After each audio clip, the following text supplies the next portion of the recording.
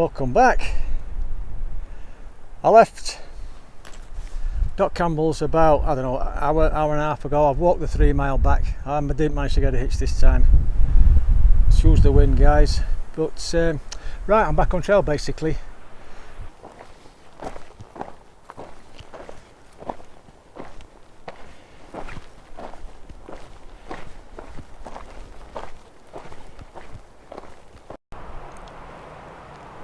There's a trail going down to the bottom of the canyon, and I'm guessing that's my trail going up the other side. Look, now this is Diamond Creek. I shall be crossing this an awful lot of times over the next couple of days. As long as it stays like this, I'll be more than happy. This actually runs into the east fork of the Gila River, which is about 300 or 400 yards behind me. So, right, number one, let's go.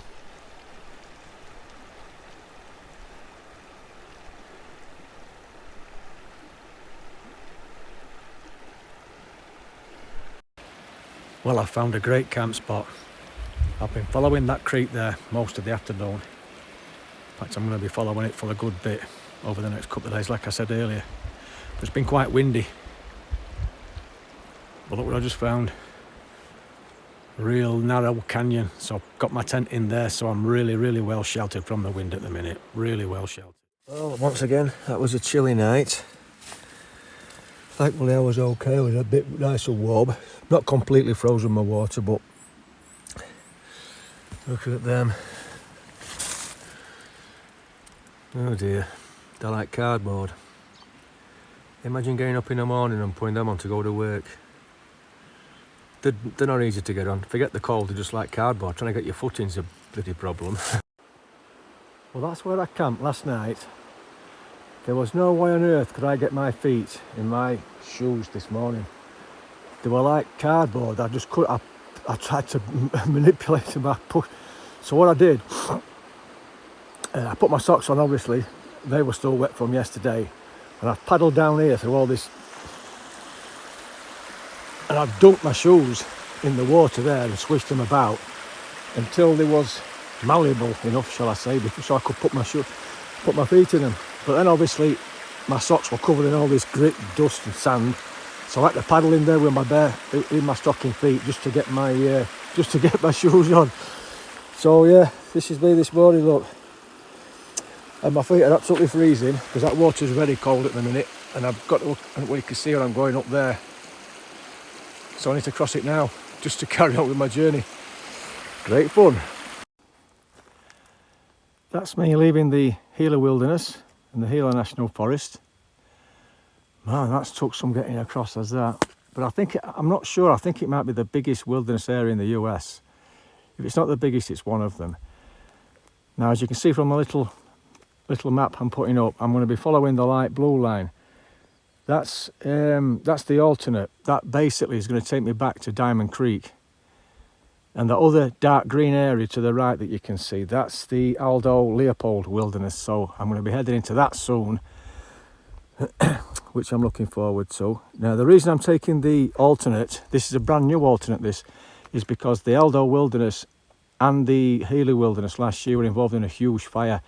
I believe it was the second fire in New Mexico history, so I've got to go through a load of blowdowns and burnt areas, and I can't stand that shit. So I'm going to take the alternate, which is brand new. This is I think it only come up this year, early on this year, and I'm going to be taking the Diamond Creek alternate, which is about 20 miles.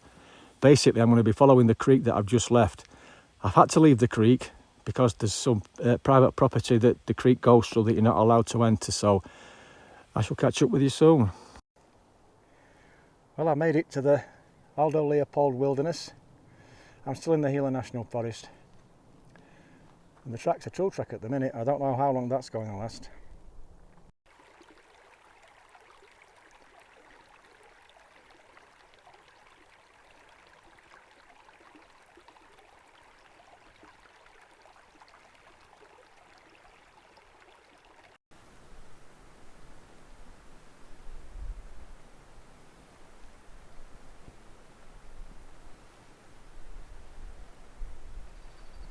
Well, I've just stopped for a quick bite to eat and a drink of water. It's 1:45-ish.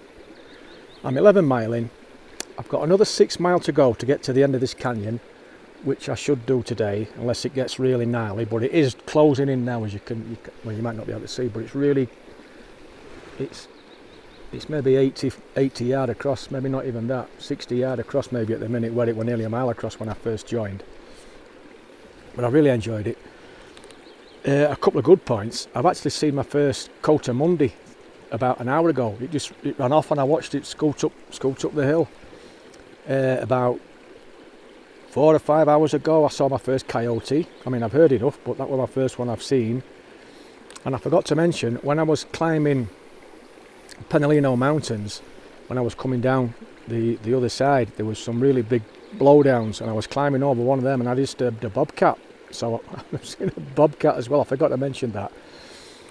And I can't remember whether I told you I saw a family of javelinas as well just before I got to Aravaipa Canyon. I can't remember whether I've mentioned this before or not, because obviously I do a lot of editing. I might have mentioned it, but then edited it out to shorten my video.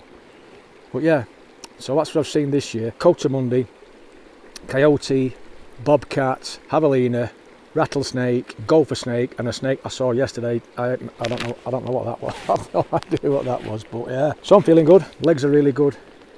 I've got plenty of water. I carried that 5 litre. I didn't need to. There's water everywhere. That pack were heavy. But anyway, I should probably get back in touch.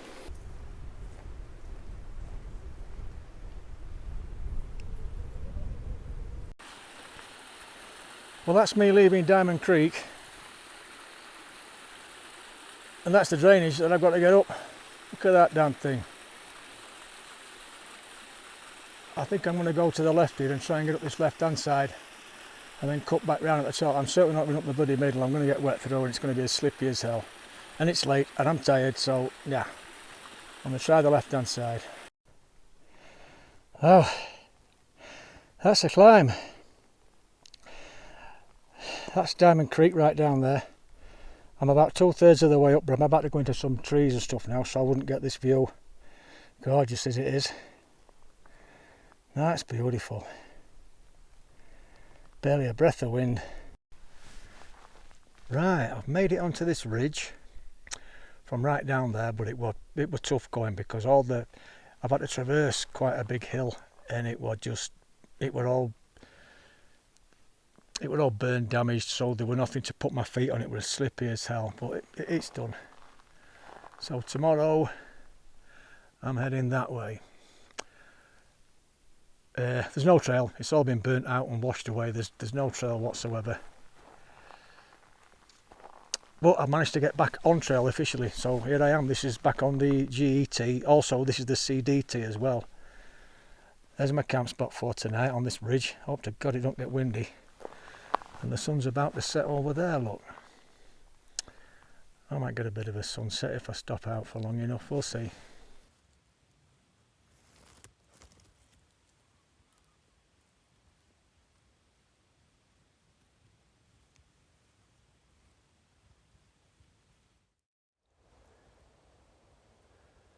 Good morning.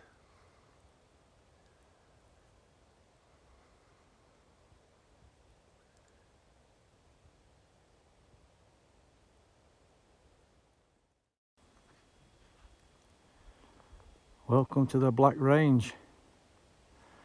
This is another big area as well. I'm probably gonna do 2 videos crossing this.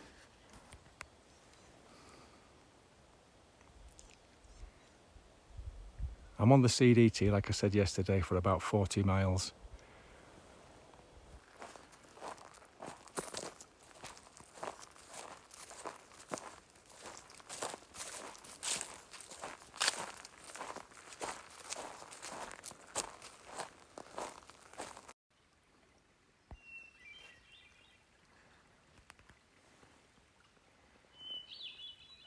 Listen to that bird and how quiet and peaceful it is.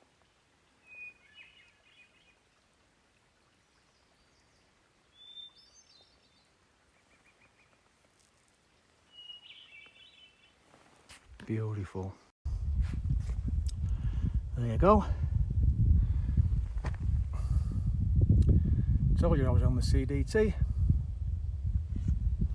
The CD, just a quick one. The CDT, that's the Continental Divide Trail, and that literally follows the Continental Divide right across America. It starts at the Mexican border and finishes at the Canadian border, and it's 3,100 miles long.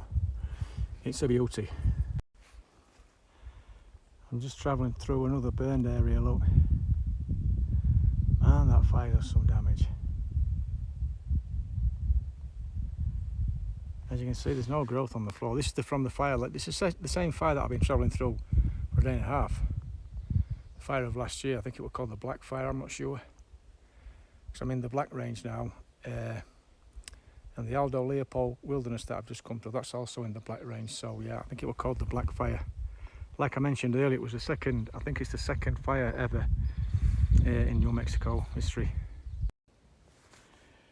So here's my first water stop of the day. This is the Trick Tank. It's a bit off trail. The actual trail, well, the trail, what is a bit because of the burnt areas down there, halfway down there between here and the bottom of the drainage. But there's plenty of water in here. I don't know if you can make it out.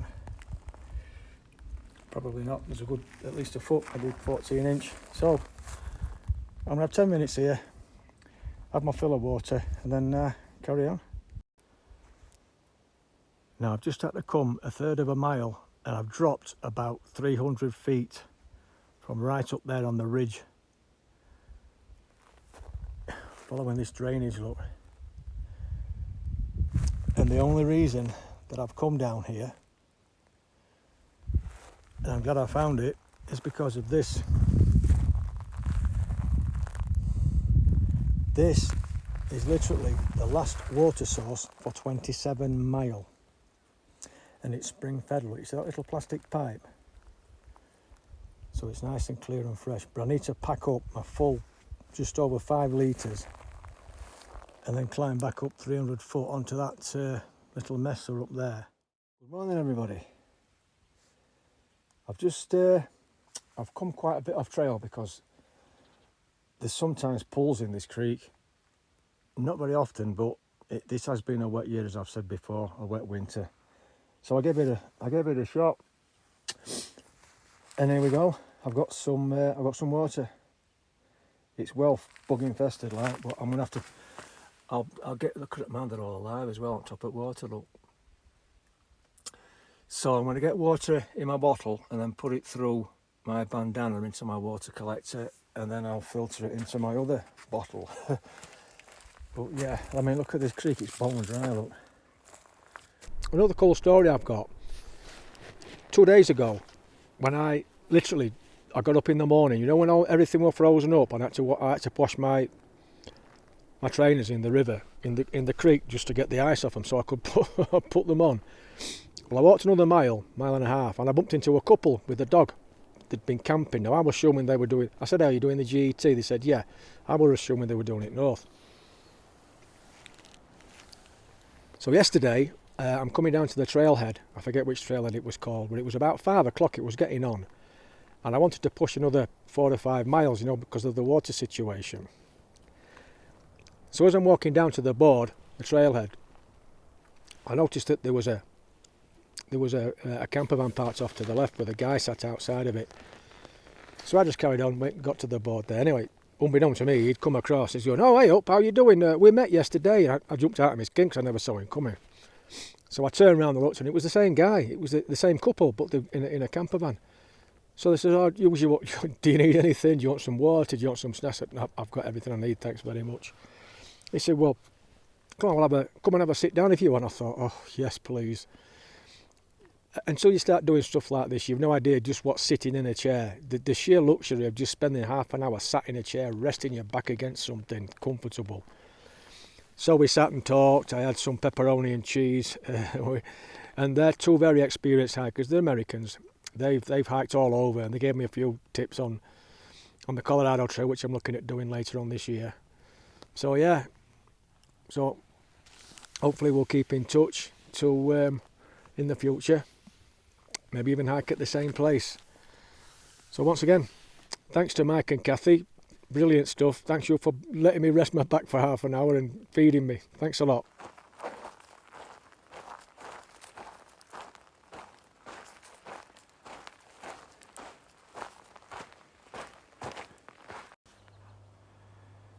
A view for once.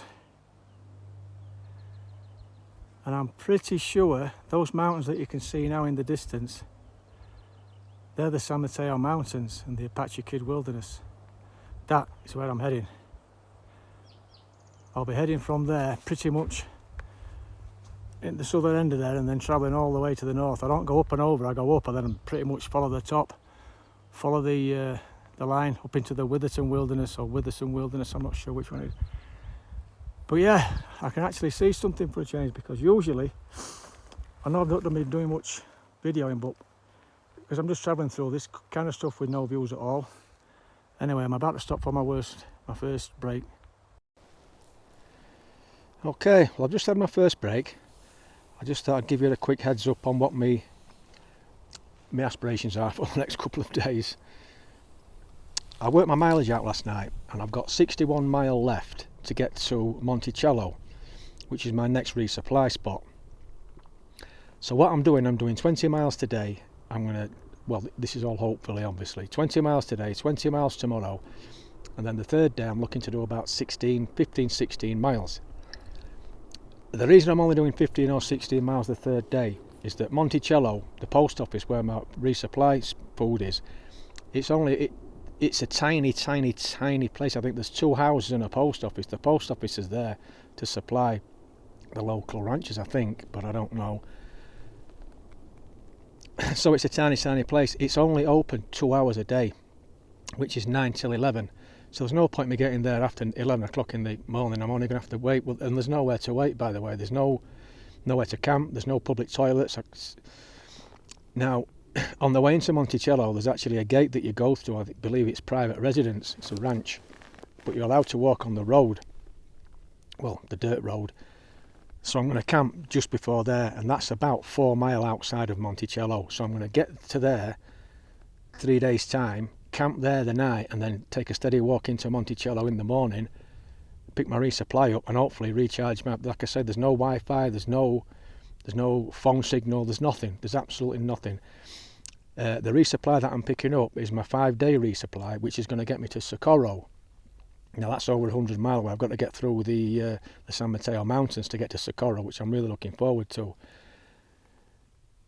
And hopefully I'll get that done in 5 days. Now Socorro's a proper piece of town. It's got restaurants, bars, shops, motels. You know, it's got everything that I need. So I'm probably going to take 2 nights off there. The night that I get in, and then I'm going to take a full zero to upload all my stuff I'm carrying.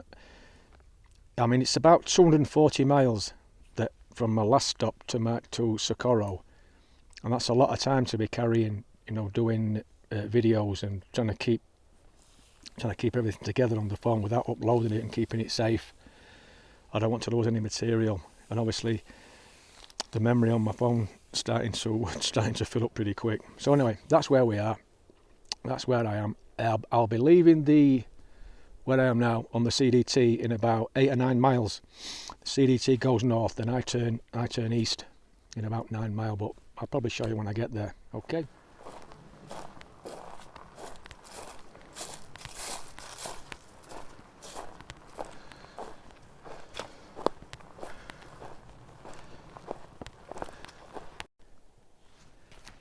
This is where I depart the CDT. This cairn. The CDT carries on down there, and I follow this fence here down there. And if you can see that ridge in the middle of the picture now, I need to get up on there, and then I follow it all the way east until it drops right down into the desert. But I might be able to get a better shot for you in a bit. Man, it's been a warm one today. It's been an awful lot of ascent, but I finally broke its back. I'm heading down now, right down into the bottom.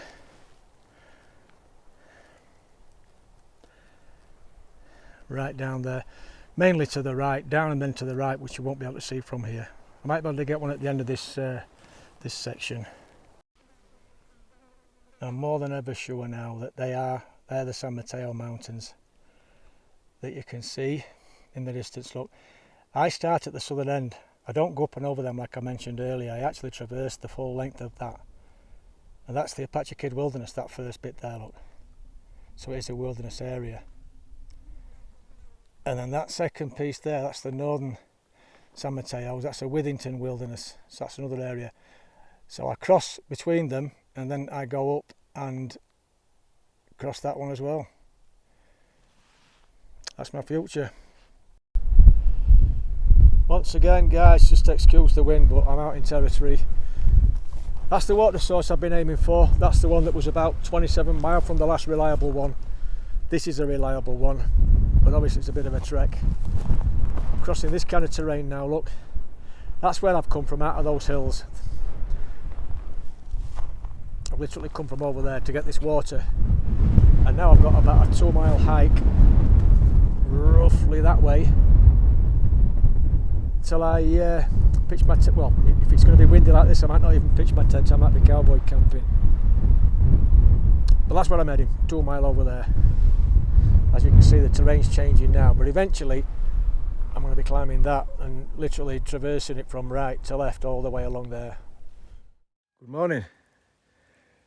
Here's my campsite from last night that I actually made myself. I just pulled a load of scrub out of the way and got that. Mainly because of the protection of these trees, because it got quite windy yesterday, but it did drop it the night, so it wasn't too bad. But I'll be crossing this stuff for most of today, well, and today and tomorrow, really. So I won't be doing a great deal of filming because it's just going to be pretty much same as this. And a quick 360. That's pretty much roughly where I've come from. That's the top end of the Black Range. I camped right down there last night. Excuse the wind again. And that's where I've come from this morning, up this tool trek. Look, I'm a bit off trail at the minute. What's new?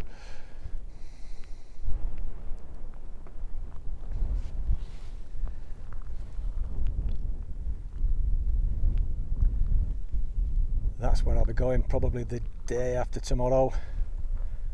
I'll be crossing that ridge from right to left, as I've mentioned before. That's the San Mateo Mountains. And that's where I'm heading today, up there. Then I'm going to cut back, head south. The reason I've stopped here is this cistern. This is the second one I've stopped at. The first one was empty. This one I've got some in, but not much. It's basically, there's a valve in there with a tap on it. Turn it on and the water comes out of there, but there's not much in because there were all sorts of algae coming out with it. But I got enough to keep going.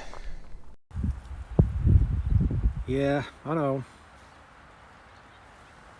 What can I say? It is what it is and I need it, so here we go.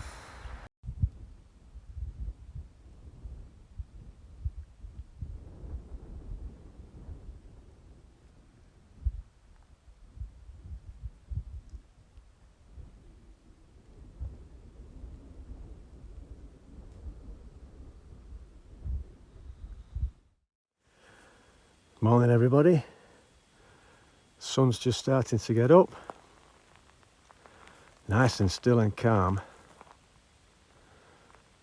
I'm at quite a bit of an elevation. I think I'm around 7,000 feet, something like that at the minute. Maybe even 8. But I do have a little bit of a problem. I'm running out of water. The last couple have been dry. And I've only got that litre and a half. That's where I camped, by the way. I made another campsite, look. Hiding behind that juniper shrub, sorry. So there's supposed to be a decent water source in about 2 mile, which is that way. Hopefully it's okay. If that's okay, I'm okay. But if there's no water there, then I've got a 13-mile hike to Garcia Falls, which I should just about get to. But if that's not running, then I've got to go into Monticello tonight, which is about 18 mile. and knock on somebody's door because there's no water in Monticello. There's supposed to be a spigot in the square that they call a town square, but apparently that's not been working for a while. But I'll keep you informed. But I do need water. Well, not a good start to the day. The creek down there is bone dry, and this place here, that tank's bone dry, that is, and that concrete trough is bone dry as well. So I need to push on now to Garcia Falls and keep my fingers crossed.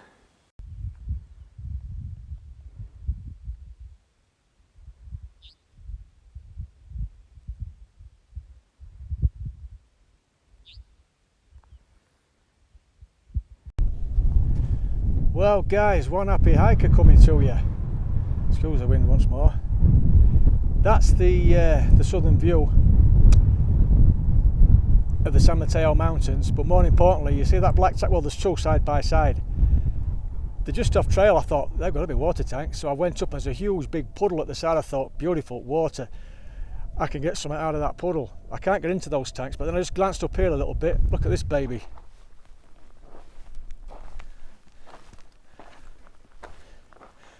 That is spring fed. Look, there's a float valve in there. I mean, I can see bottom as clear as anything. I don't know whether you guys can. That'll barely take it. In fact, I'm not even going to bother filtering that. I'm just going to get it straight down. But the good news is now, I'm in no rush to get to Monticello. Monticello's about probably 13 or 14 miles from here. I'll probably come a mile, mile and a half. So I've got the rest of the day to get there. One happy hiker, guys. Guys, I've made some new friends. I'm sat here filtering my water.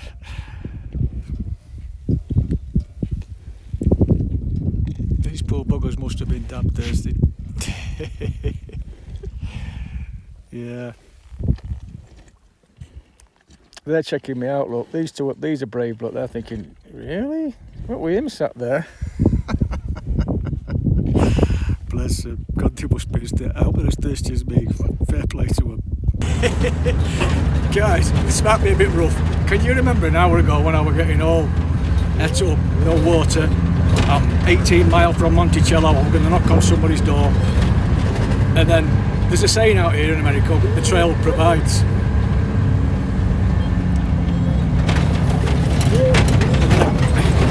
I came across that water, which would have, not saying it's a lifesaver, but God damn did it help me out. And I'd not walked another half a mile, and the local rancher's pulled up in his pickup when he's dropping me off in Monticello. I mean, fuck's sake. How good does he get? Look at this poor boy, by the way, look at that. Maybe yeah, boy. Good boy, yeah. So yeah, I'm in the back of the pickup truck on my way to Monticello, and I couldn't be happy. Right, I finally made it to Monticello. Actually, it's called Monticello, not Monticello, it's Monticello. Big thank you to the rancher and his wife, Bob and Bev. Absolutely brilliant. They picked me up in the middle of nowhere, brought me all the way into Monticello. They don't even live in Monticello, they live in Las Cruces, which is another hour and a half away, but they brought me down, dropped me off in town.